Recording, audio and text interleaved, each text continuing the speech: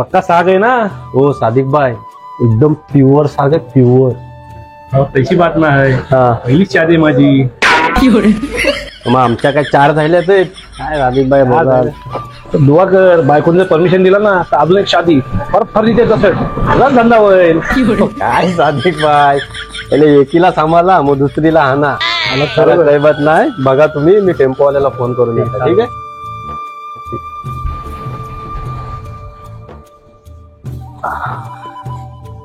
अरे सादिक भाई अरे वसीम इकडे बैस.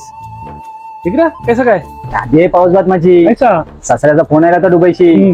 बोलला तुम्हाला जो पसंतचा फर्निचर असेल ना तो घ्या, बिल मी देईन बोलला. अच्छा. अहो सादिक भाई हाच टाइम आहे सासऱ्याला लुटायचा. 1.5-2 लाखाचा आहे ना सागाचा पेसका सामान घेताय आणि लावताय सासऱ्याला कामाला. नाहीतर सासरा दुबईला आहे. वसीम भाई तुम्हाला शरम वाटली पाहिजे. शरम का कसली शरम? कसली शरम? इतका हट्टा कट्टा आहेस, अल्लाने हातपाय सलामत दिलाय तरी दहेज घ्यायची कामं करतेस आहेस.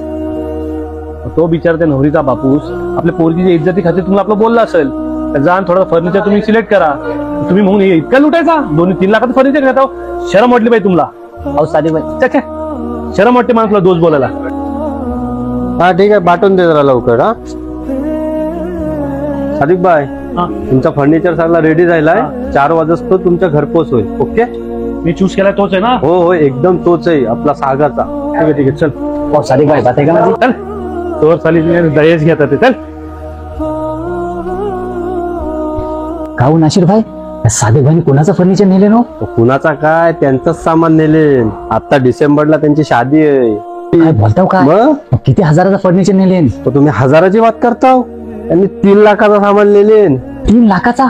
अहो काय बोलताव काय नाशिर भाई तुम्ही? काय वसीमबाई बोलू तुम्हाला. ह्यांचा सासरा आहे ना एकदम गरीब आहे हो. पहा जावय झांती एकदम नालायक निघला. लुटला सासऱ्याला त्या.